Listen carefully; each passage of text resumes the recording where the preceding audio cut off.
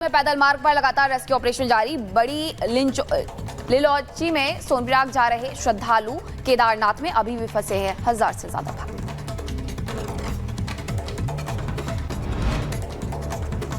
उधर महाराष्ट्र के सतारा में युवती को सेल्फी लेना पड़ा भारी। पहाड़ से 100 फीट नीचे गिरी युवती, पुलिस के ट्रैकर्स की मदद से बचाई गई महिला की जान।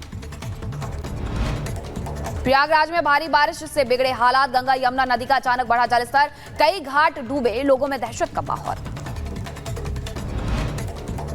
दिल्ली स्पेशल सेल ने इंटरस्टेट ड्रग सिंडिकेट के 3 तस्करों को धर दबोचा। 131 किलो अवैध कैप्सूल इनके पास से बरामद। 5 करोड़ बताई जा रही है कीमत, बिक्री पर है रोक। वक्फ बोर्ड पर बिल लाएगी केंद्र सरकार। अधिकारियों की संख्या में कटौती की तैयारी। कल संसद में पेश हो सकता है बिल। उत्तर प्रदेश के रायबरेली में दबंगों ने घर में घुसकर की मारपीट। लाठी डंडे से घर के बाहर खड़ी बाइक को तोड़ा। वीडियो सीसीटीवी में कैद हुआ। पुलिस मामले की कर रही छानबीन। यूपी के इटावा में पुलिस और बदमाशों के बीच हुई मुठभेड़। चेन और मोबाइल स्नैचिंग के 2 बदमाशों को किया गया गिरफ्तार।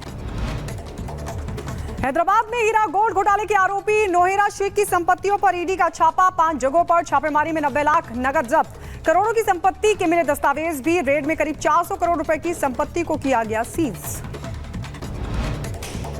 लव जिहाद को लेकर बीजेपी नेता नीतीश राणे का बयान। धर्मांतरण विरोधी बने कानून। महाराष्ट्र में बढ़ते जा रहे हैं लव जिहाद के केस। उधर ब्रिटेन में कई जगहों पर हिंसक प्रदर्शन। 3 बच्चों की हत्या के बाद हुआ हंगामा। पुलिस और प्रदर्शनकारी आए आमने सामने। हिंसा में कई ब्रिटिश पुलिस अधिकारी हुए जख्मी। नाराज लोगों ने दुकानों में की तोड़फोड़ और आगजनी। हमलावर ने कई लोगों पर चाकुओं से किया हमला। 11 लोग हुए घायल। साउथ पोर्ट में डांस वर्कशॉप में हुई थी बच्चियों की हत्या।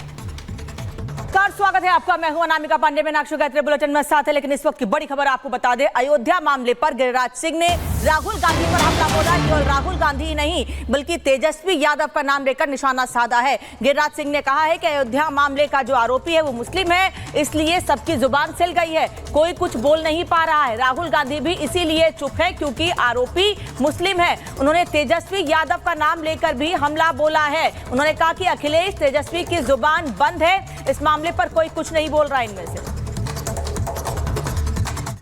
आज जुबान बंद है राहुल गांधी का, क्योंकि वो मुस्लिम है।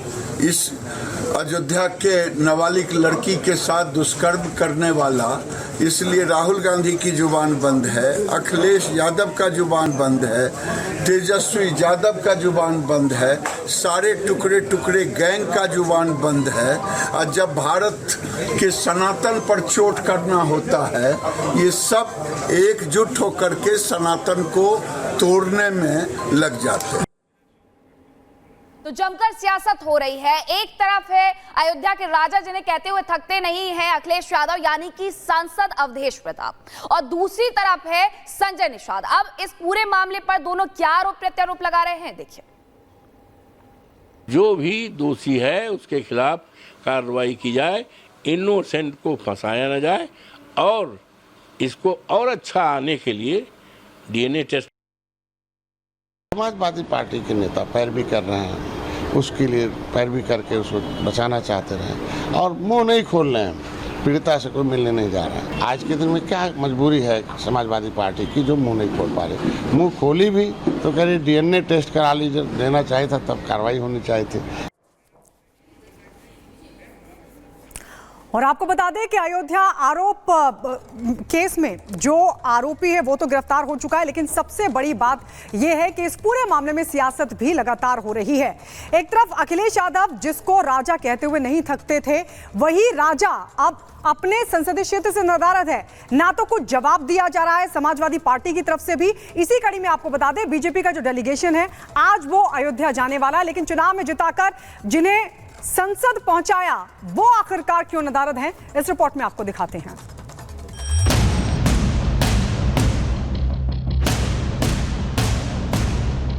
लोकतंत्र रक्षक सेनानी ये खड़े हमारे साथ, अवधेश जी, राजा अयोध्या।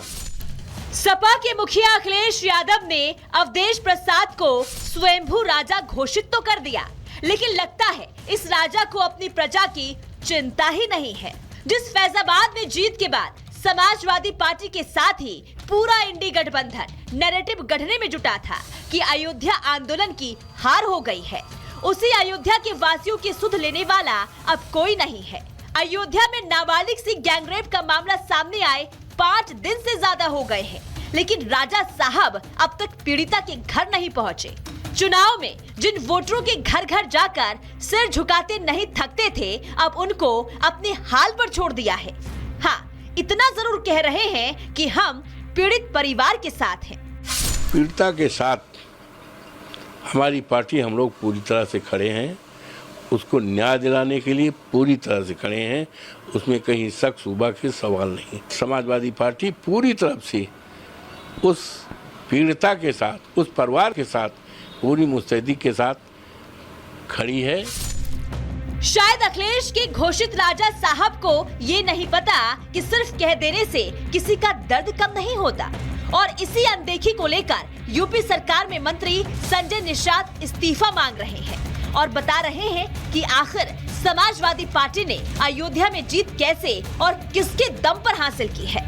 समाजवादी पार्टी को चाहिए कि ऐसे अपराधी को तुरंत पार्टी से निकालें और जो सांसद इनको संरक्षण देता है उसे इस्तीफा लें। तब तो पाते थे हमें अयोध्या ने जीता। कैसे जीते? इन्हीं अपराधियों के सहारे जीते। अपराधियों के साथ खड़ा रहने वाले व्यक्ति खुद अपराधी होते हैं। जो अखिलेश अपने राजा की वाहवाही करते नहीं थकते, उसी राजा पर आचार्य प्रमोद कृष्णम धिक्कार होने की बात कह रहे हैं। अखिलेश जी कहते थे कि अवधेश अयोध्या के राजा हैं। अखिलेश जी अवधेश जी को ले लेकर के सब जगह घूम रहे थे, संसद में अगली सीट दिलाई। धिक्कार है ऐसे अवधेश जी पर। राजा तो राजा, जब पीड़िता के न्याय की फरियाद अखिलेश यादव की कानों तक पहुंचती है तो समाजवादी पार्टी डीएनए टेस्ट कराने की बात कहने लगती है। लेकिन अखिलेश आरोपी मोहित खान का नाम तक नहीं लेते। तो सवाल है कि ऐसे क्या राज है जो समाजवादी पार्टी आरोपी के खिलाफ जाने का कोई रिस्क नहीं ले रही है। Bureau report, Republic Bharat. और केशव प्रसाद मौर्य ने अखिलेश यादव पर एक बार फिर से हमला बोला है। केशव प्रसाद मौर्य लगातार अखिलेश को जवाब दे रहे हैं और अब वो अखिलेश को लेकर सीधे सीधे कह रहे हैं कि अखिलेश यादव को अपनी वोट बैंक की चिंता है।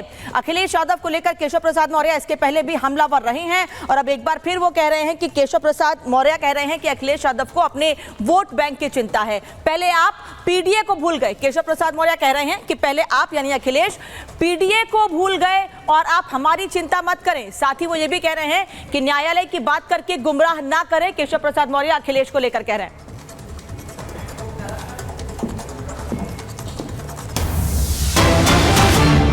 दूसरी तरफ अखिलेश यादव ने एक्स पर पोस्ट किया है, रेप पीड़िता का अच्छे से इलाज हो। उन्होंने ये लिखा है, मामले पर कोर्ट स्वतः संज्ञान ले। अखिलेश यादव ये भी कह रहे हैं और पीड़िता की हर संभव सुरक्षा सुनिश्चित हो, ऐसे मामले का राजनीतिकरण का मंसूबा कामयाब ना हो। ये तमाम बातें अखिलेश यादव ने अपने एक्स पोस्ट पर लिखी हैं। उन्होंने कहा कि कोर्ट स्वतः संज्ञान ले, लेकिन उनके सांसद नहीं जाएंगे पीड़िता से मिलने, ये बात तो तय है। हालांकि वो पोस्ट करके जरूर कह रहे हैं कि पीड़िता की हर संभव सुरक्षा जो है वो सुनिश्चित की जाए। हमारे साथ ग्राउंड जीरो से हम 2 सहयोगी जुड़ गए हैं। इस वक्त हमारे साथ 2 सहयोगी, राघवेंद्र हमारे साथ लखनऊ से जुड़ चुके हैं, इसके अलावा प्रगति भी हमारे साथ लाइव जुड़ गए हैं। लेकिन सबसे पहले राघवेंद्र, आपके पास आते हुए इस पूरे मामले को लेकर भले ही अखिलेश यादव कुछ कहें, इधर से केशव प्रसाद मौर्य ने भी निशाना साधा, लेकिन कुल मिलाकर हो तो राजनीति रही है इस पूरे मामले को लेकर। समाजवादी पार्टी ट्वीट जरूर कर रही है, लेकिन सामने आकर कोई भी जवाब नहीं दे रहा कि आपने अपने नेता के खिलाफ कार्रवाई क्या की।